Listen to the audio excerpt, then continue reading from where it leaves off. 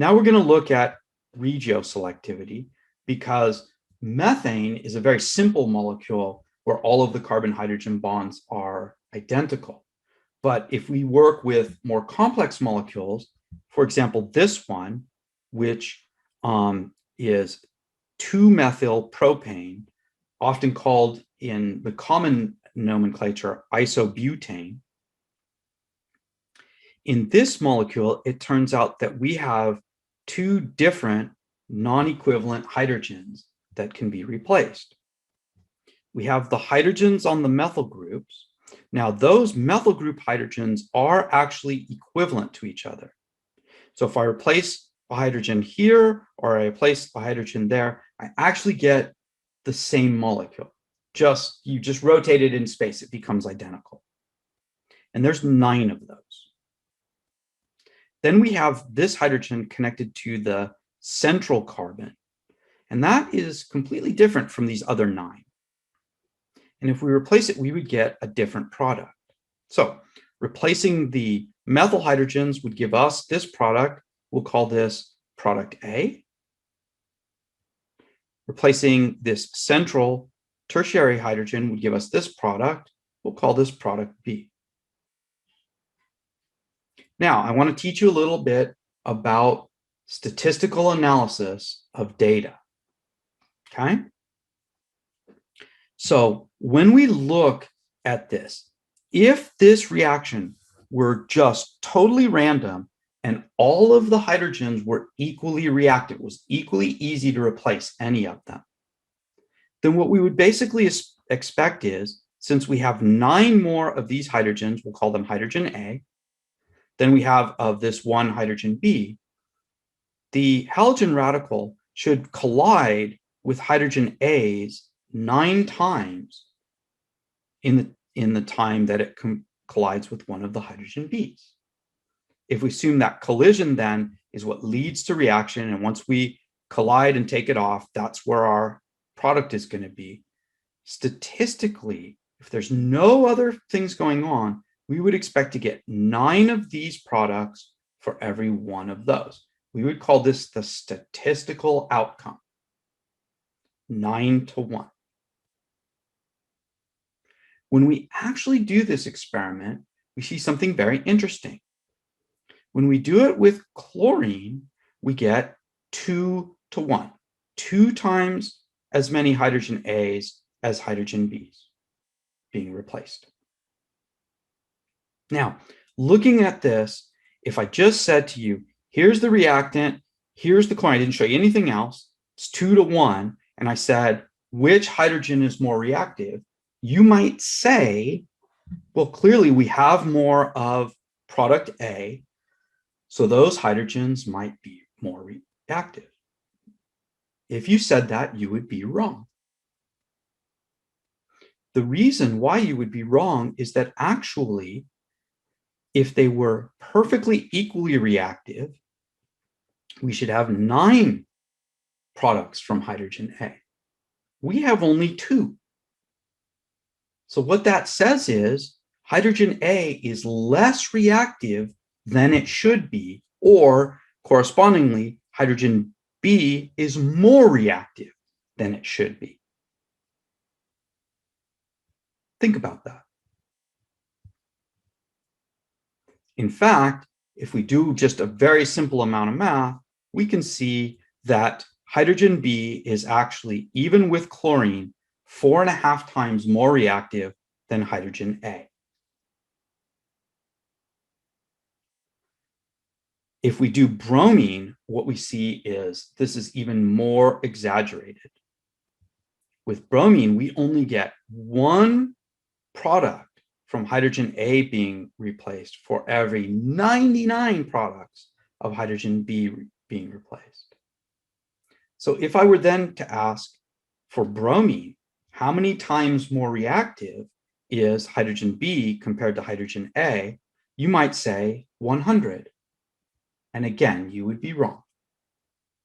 Because remember, there's 10 times as many opportunities, I'm rounding up, 9 times as many, approximately 10 times as many opportunities for hydrogen A to react.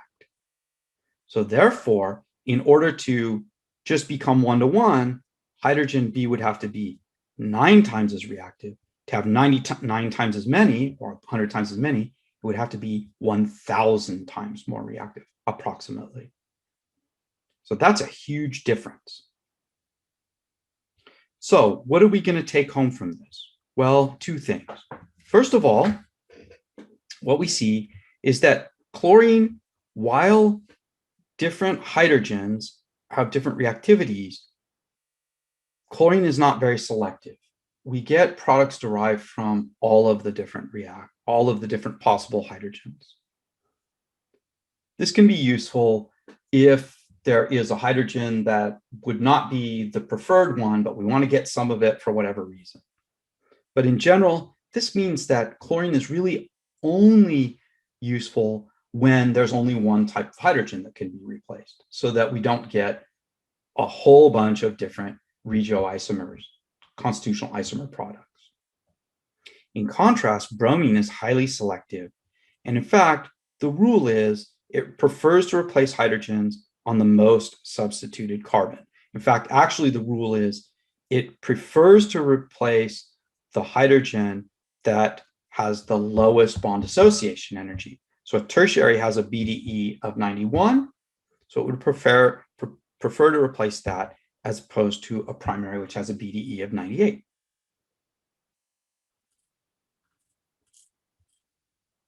This reaction also has stereochemistry. What we see is that often in this reaction, we're going to form a chirality center. Now, when we form a chirality center, a stereo center, turns out actually doesn't have to be a chirality center. It really has to be a stereo center, but we're going to deal with chirality centers. When we form a stereo center from either a reactant or an intermediate that is planar, we generally get a 50-50 mixture of both configurations. In other words, 50% on a wedge, 50% on a dash. Okay. On our alkanes, the reactants are not planar, but the free radical, as we discussed, is.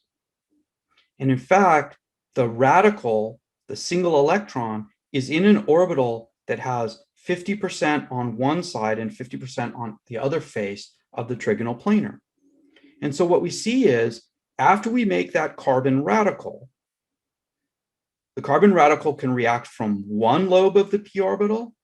And when it does that, it's going to go on one side, or it could react from the other lobe of the p orbital, and it's going to go on the other side.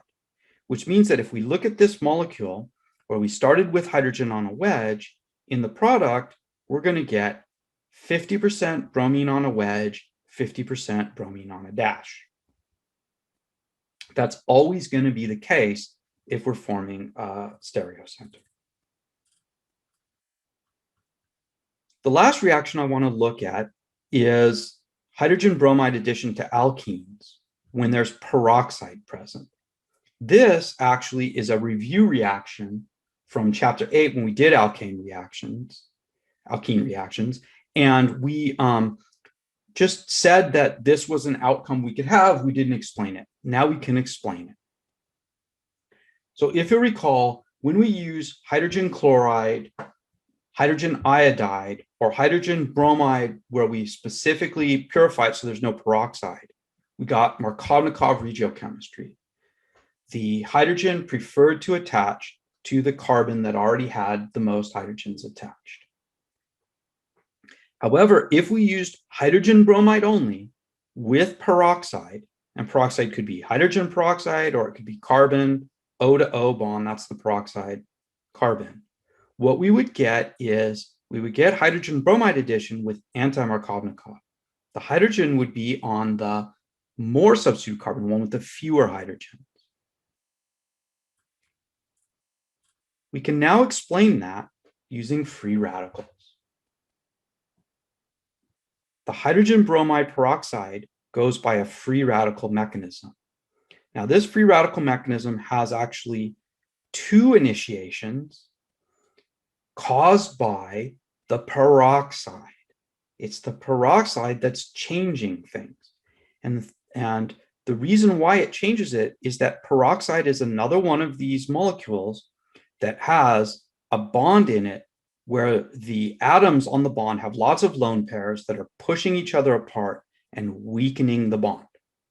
In this case, it's the oxygen with its lone pairs, the second oxygen, they're pushing each other apart. Peroxide bond is very weak, so we put in some heat and it breaks homolytically into two alkoxide radicals. These have a very high potential energy. They're going to very aggressively look for hydrogen atoms.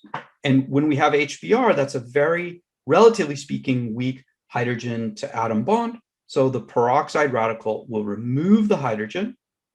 It actually forms a molecule of alcohol and leave a bromine radical.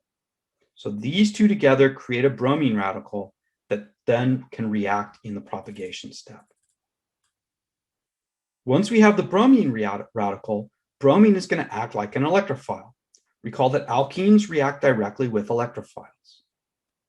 So the bromine radical is going to pull an electron out of the second bond of the double bond. The other electron is going to go onto the carbon. So it pulls an electron out, it pairs it up, and it becomes attached to the carbon of the double bond.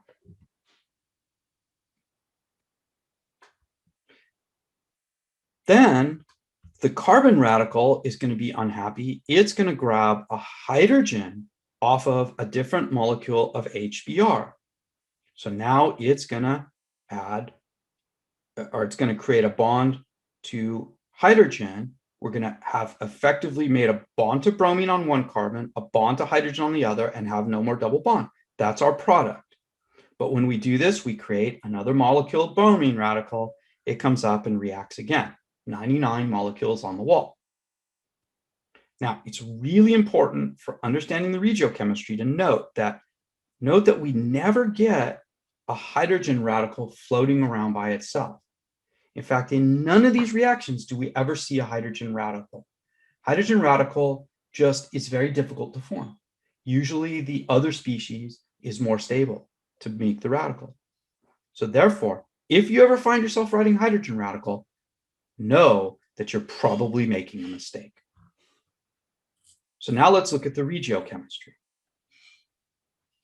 So this diagram should look kind of familiar from chapter 8, where we talked about Markovnikov, where we talked about having a product determining step, right? We had a step where if we did something and we got one potential constitutional isomer, or if we did something and it forked and we could get a different potential isomer, at that point, whichever one we get, I'm going to get to that, Hannah. Whichever one we get, that is going to give us our product. So here we go.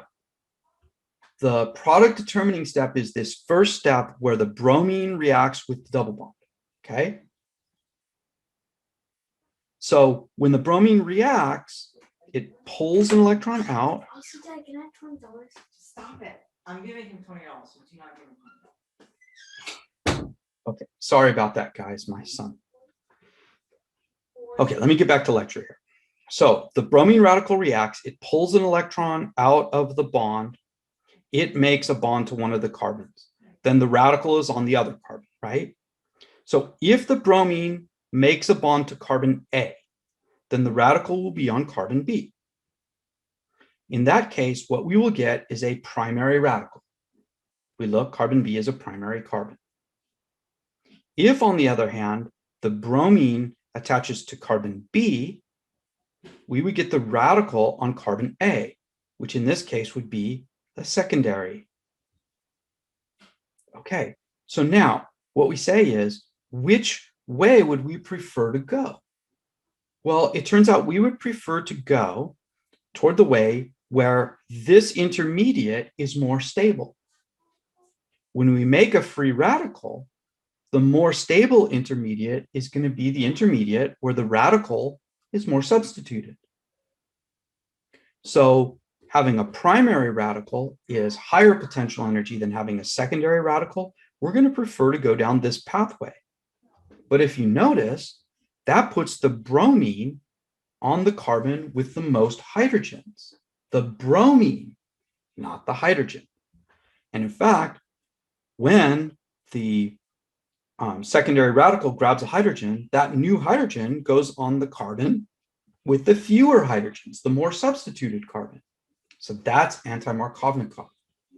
Now, remember, if you go back and look at chapter 8 notes, you will see that we did something very, very similar, but we started with HCl.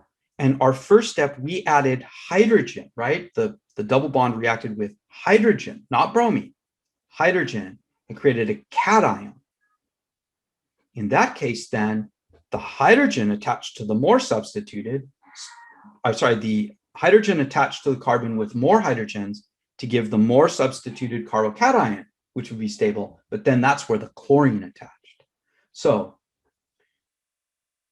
to summarize then, in this situation, the bromine prefers the less substituted carbon because it's adding first. And when it adds first, it wants to create the most stable carbon radical.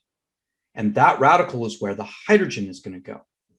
In the cation mechanism, which is for HCl, HI, and HBr without peroxides, the hydrogen adds first.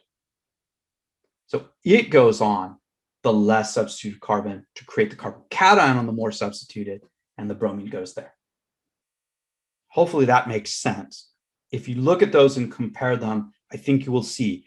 But again, I need to really, really emphasize that this will only work out if you don't have hydrogen radical. Because if you make hydrogen radical, then you're going to add the hydrogen radical first, and then it's going to go on the wrong carbon.